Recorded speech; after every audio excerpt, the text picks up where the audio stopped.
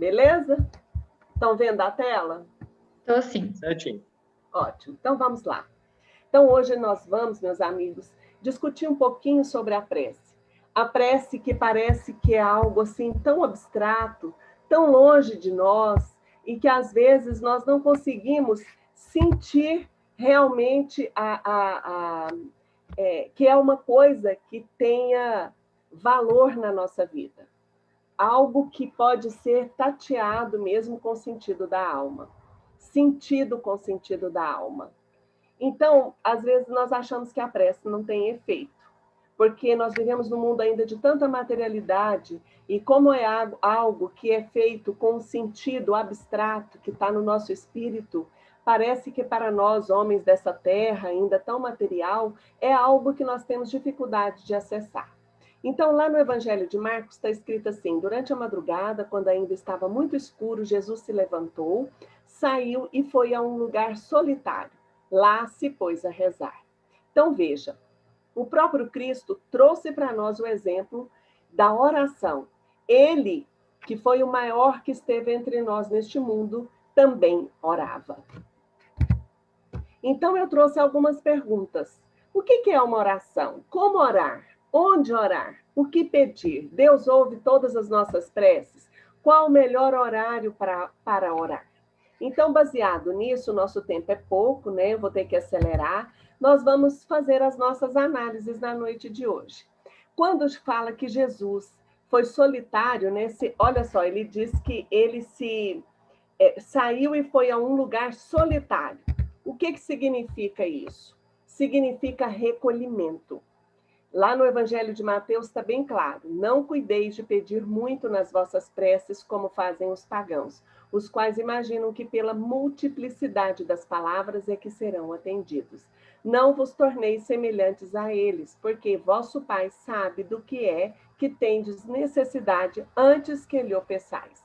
Então, veja, esse recolhimento significa que a nossa prece, ela não precisa ser nem falada, nem reproduzida em forma de palavras, mas ela precisa ser o quê? Um sentido íntimo de um colóquio, de uma palavra interior. Nós precisamos nos recolher em nossos pensamentos. E sentindo e pensando, nós vamos nos conectar com o nosso lado espiritual. Nós vamos abrir para esse lado espiritual. Parece que tem alguém que está com o foninho aberto. Por favor, desliga o som. Qual é o conceito de oração?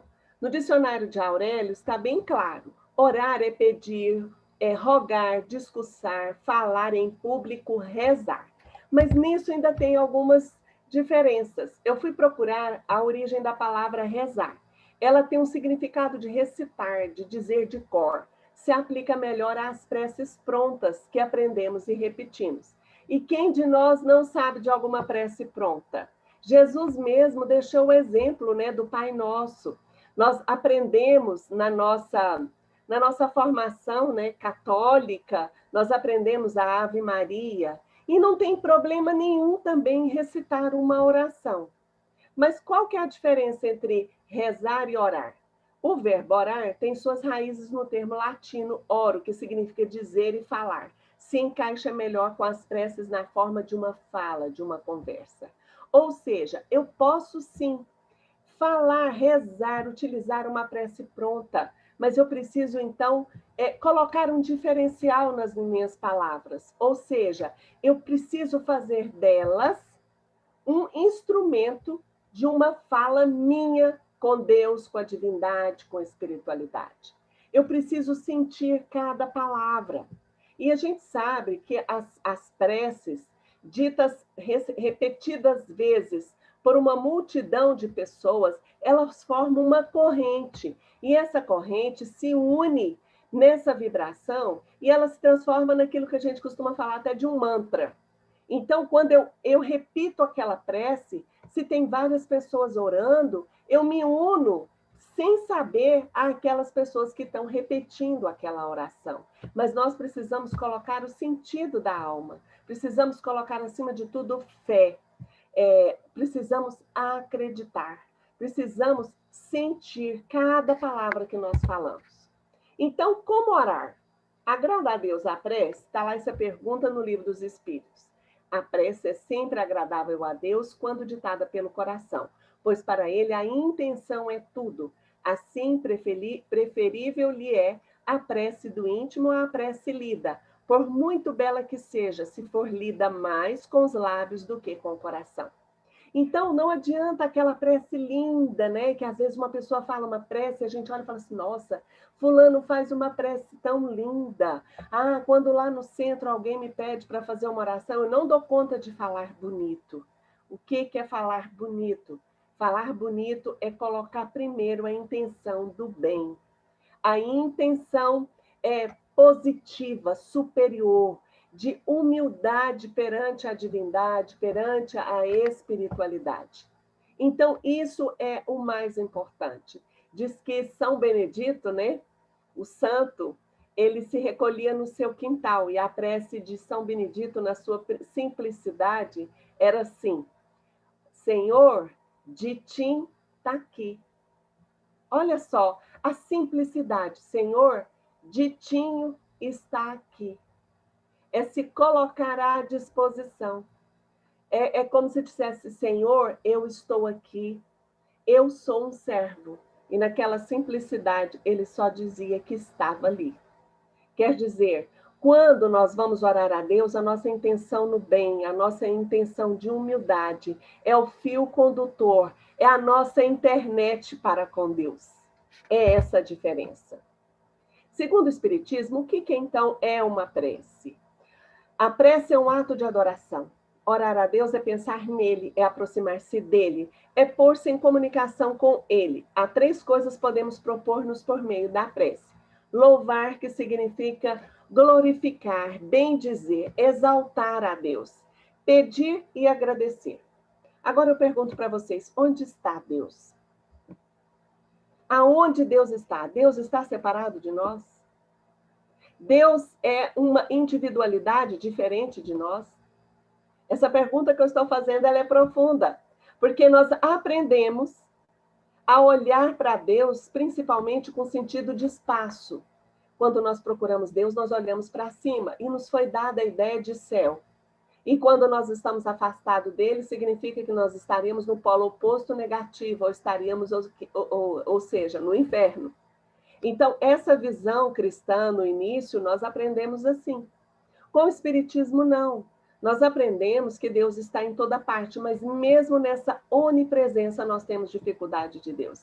E por que Jesus disse assim? O reino de Deus não está aqui nem acolá, mas está dentro de vós. Se o reino de Deus está dentro de nós, Deus está dentro da nossa alma. Ai, Rosana, agora complicou. Como que Deus pode estar dentro de mim? Se Deus nos criou da sua substância divina, nós somos um pedacinho de Deus. Logo nós temos um DNA divino.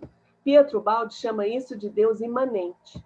Mas Deus está acima de tudo, então ele é maior, nós estamos ainda mergulhados nele. Então Deus é transcendente também. Ao mesmo tempo que ele está dentro de nós, ele está em tudo. Logo, a prece, ela é um meio de nos conectarmos pelo silêncio com a nossa natureza divina e com Deus que está dentro da nossa alma. É buscar essa consciência de filho de Deus. É buscar a nossa parte espiritual, porque esse DNA é o que nós herdamos dele. A prece, então, para que orar? A prece torna melhor o homem? E os espíritos responderam para Kardec. Sim, porquanto aquele que ora com fervor e confiança se faz mais forte contra as tentações do mal, e Deus lhe envia bons espíritos para assisti-lo. Ou seja, a prece é um ato que deveria ser em nós rotina, hábito. Normalmente, quando nós oramos, é quando estamos com muita dificuldade e queremos, na maioria das vezes, pedir algo para Deus. Nós temos dificuldades de agradecer e temos dificuldades de conectarmos com Deus para simplesmente estreitarmos os nossos laços com a nossa parte espiritual, com Deus. Então, quer dizer, assim como a gente toma banho, almoça, janta, nós precisávamos ter o hábito corriqueiro de orar, porque orar significa fortalecer o nosso espírito. Como e onde? Quando quiserdes orar, entrai para o vosso quarto e fechada a porta, orai a vosso Pai em secreto. E vosso Pai que vê o que se passa em secreto, vos dará a recompensa. Então, esse secreto é um recolhimento. Não adianta, às vezes, as pessoas gostam de orar andando, fazendo caminhada, não tem nenhum problema. Desde que, se eu estiver orando, eu esteja com o meu sentido naquilo que eu estou fazendo, que é a oração, mais do que a caminhada. Então, quer dizer, eu preciso me recolher, prestar atenção naquilo que eu estou falando, naquilo que a minha mente está emitindo. Porque se nós observarmos, nós não paramos de pensar, hora nenhuma. E quando eu estou fazendo uma prece, eu tenho que estar focado, eu tenho que estar, acima de tudo, conectado. Mas será que eu preciso entrar no centro espírita? Eu preciso estar numa igreja? Não. Como eu me conecto com Deus pela mente, pelo meu sentido interior, eu posso estar realmente em qualquer lugar. Eu posso também fazer do meu dia a dia uma oração. Isso eu acho muito bonito. Nós vamos ver daqui um pouquinho que, na verdade, a maior prece são as nossas ações, porque naturalmente elas atingem uma vibração que nos conecta a Deus, que nos conecta ao divino e ao sagrado. Seja o que for que peçais na prece, crede que o obtereis, e concedido vos será o que pedirdes. Será que tudo que a gente pedir para Deus, nós vamos receber? Será que os espíritos mentiram para nós quando está lá no Evangelho, né? Que nós precisamos buscar e porque nós acharemos, quer dizer, eu posso pedir que o que pedir Deus vai nos conceder? Olha o que os espíritos falam para nós. Desta máxima, concedido vos será o que quer que pedirdes pela prece, fora ilógico deduzir que basta pedir para obter. Se o sofrimento é de utilidade para a sua felicidade futura, Deus o deixará sofrer, como o cirurgião deixa que o doente sofra as dores de uma operação que lhe trará a cura. Como nós precisamos tirar, né, desconstruir essa imagem de Deus como uma figura individualizada e humana, sentada em algum lugar, nos julgando pelo merecimento, nós precisamos compreender que o universo é ordem, harmonia, e que as leis de Deus também são ordem e harmonia. E que quando nós caminhamos na contramão da lei, né, expressando essa lei como Deus, como a divindade, estando em toda parte, nós sabemos que Deus, a lei máxima divina, é o amor. Por isso que Jesus nos deixou um ensinamento: amar a Deus sobre todas as coisas e ao próximo como a si mesmo. Então, Jesus não disse assim: olha, você estará conectado a Deus se você for se intitular um cristão. E nos dias de hoje eu falo o seguinte: Deus não vai entender se nós dissermos que nós estamos conectados a Ele porque nós somos espíritas, porque nós somos evangélicos, porque nós somos católicos, porque nós somos budistas. Não, isso são crenças. Nós, para estarmos conectados a Deus pelos laços da afinidade e da harmonia, nós deveremos fazer a vontade da lei. E veja que o que mais nós vivemos hoje é um amor adoecido, um amor egóico. Porque o amor egoísta é um amor somente por si. Nós devemos amar a nós, mas também não podemos esquecer do outro. Porque estar conectado a Deus pressupõe eu procurar também estar conectado ao próximo. Não adianta eu pensar assim: eu vou cuidar da minha vida, que o outro se lasque. O meu compromisso é com Deus. Não. O meu compromisso com Deus é primeiramente com o todo. É primeiramente com todos. Então, nós não conseguiremos a sintonia divina se não estivermos conectados com o outro. E se nós ferirmos essa lei, nós lançamos uma trajetória. E a trajetória, o sinal de que nós lançamos algo errado para o universo ou contra a lei divina, é o resultado disso, que é dor. Então, às vezes, nós estamos sofrendo uma consequência de algo que, às vezes, aquilo que nós estamos sofrendo tem um tempo para se exaurir. Então não adianta eu orar? Adianta, sabe por quê? Porque os espíritos falam assim: o que Deus lhe concederá sempre, se ele o pedir, com confiança, é a coragem, a paciência e a resignação. Isso sempre nós iremos conseguir nas nossas preces. O nosso fortalecimento, a nossa harmonização. E também seremos intuídos, né? Porque aquilo no Evangelho está bem claro. Também lhe concederá os meios de se tirar por si mesmo das dificuldades, mediante ideias que fará lhe surgiram os bons espíritos, deixando-lhe dessa forma o mérito da ação. Então, quer dizer, na nossa vida, nós temos que entender que, seja acertando ou errando, nós estamos num constante movimento, numa constante ação. E se nós queremos acertar, nós deveremos orar pedindo a Deus discernimento. Se nós estivermos numa situação que a gente já orou, já pediu, e não, mesmo querendo sair, aquela situação ainda não se resolveu, peçamos a Deus coragem, fé e intuições, porque vai que Deus, né, as leis divinas, com a nossa vibração, com o nosso merecimento, o espírita gosta muito dessa palavra, merecimento, Deus nos intui no momento certo para nós acharmos a solução e chegar ao fim daquela provação ou daquela expiação. Isso denota que nós deveremos agir. Em todas as situações, nós também deveremos agir. Não é orar numa inércia para que tudo se resolva sozinho, porque nós estamos no universo onde Deus ajuda os homens através dos próprios homens. Então, Deus nos assiste, né? Ele assiste os que se ajudam a si mesmos de conformidade com esta máxima. Ajuda-te que o céu te ajudará. Não assiste, porém, os que tudo esperam de socorro estranho sem fazer uso das faculdades que possui.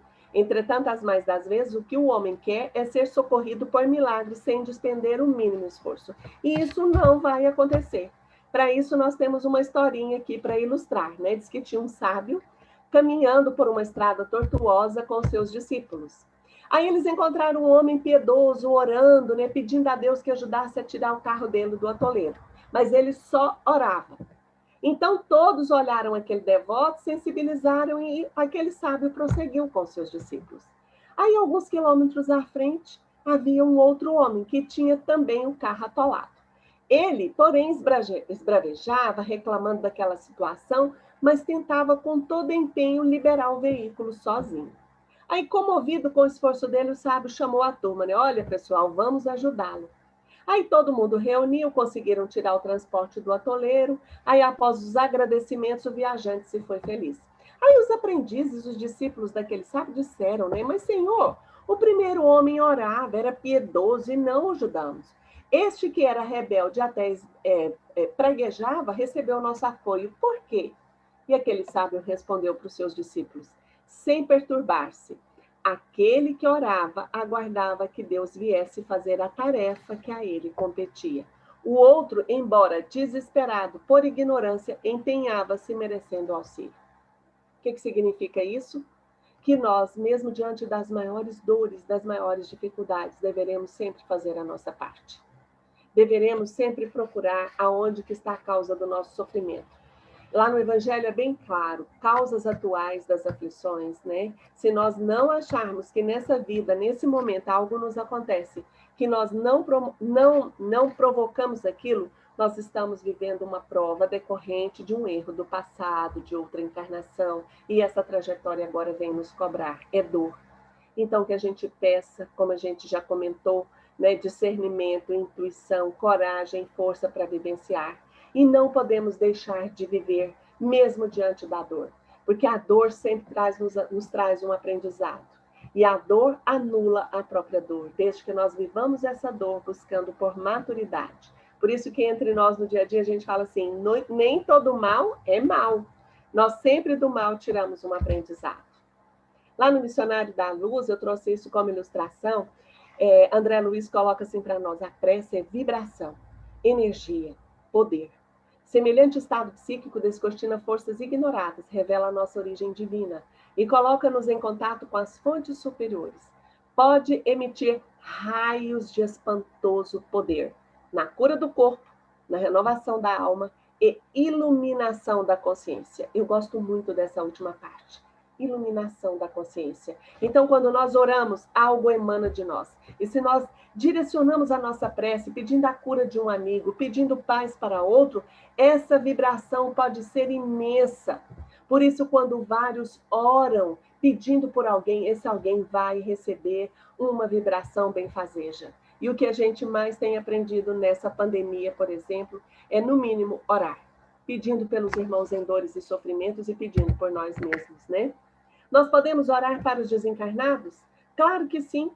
Porque, às vezes, o espírito culpado e infeliz ele sempre pode, né? E tem que se salvar. Mas, às vezes, está faltando a ele vontade, força e coragem. Está lá no Evangelho.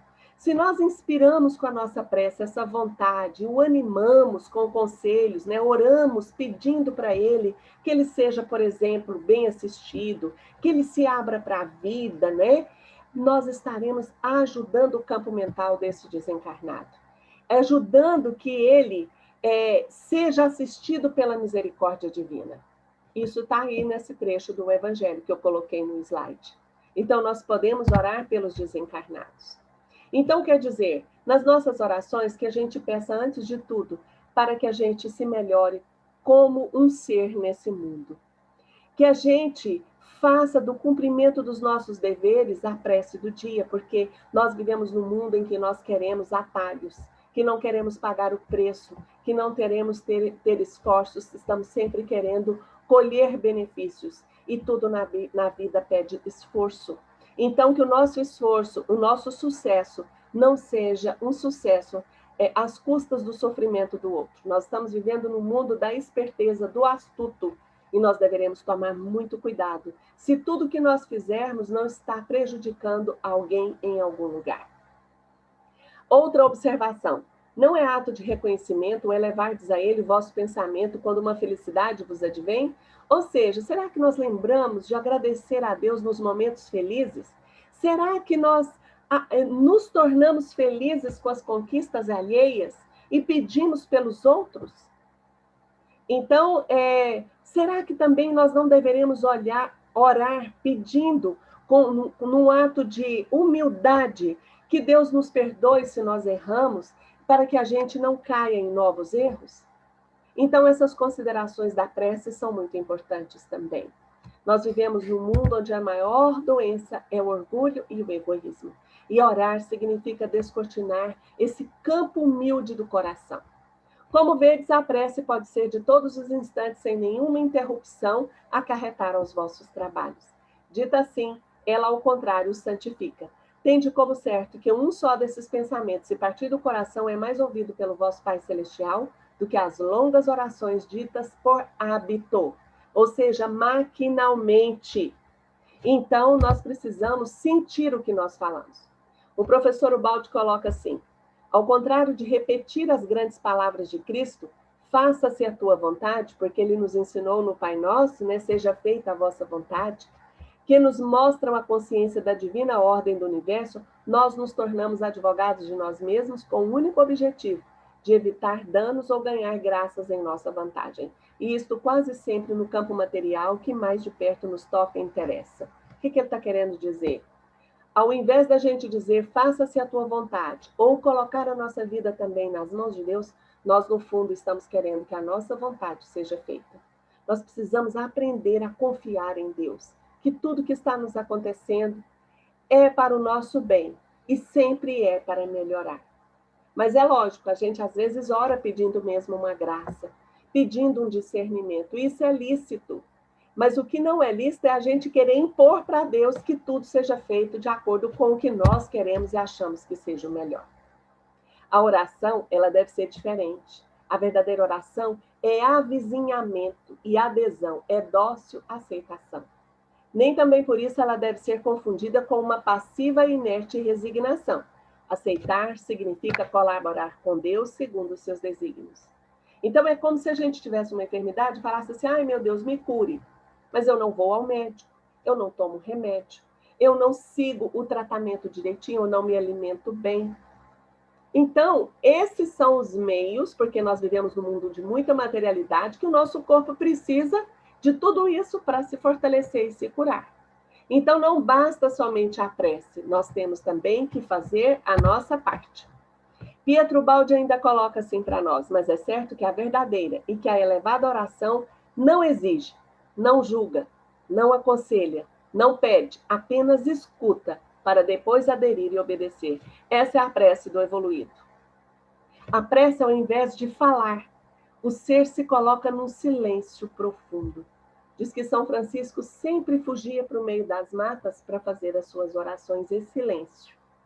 Na madrugada, Frei Leão, que o seguia logo atrás, às vezes preocupado com ele, né, ele pedia que Frei Leão não se aproximasse, porque ele estava conversando com Deus. Mas, na verdade, as suas preces eram um silêncio interior.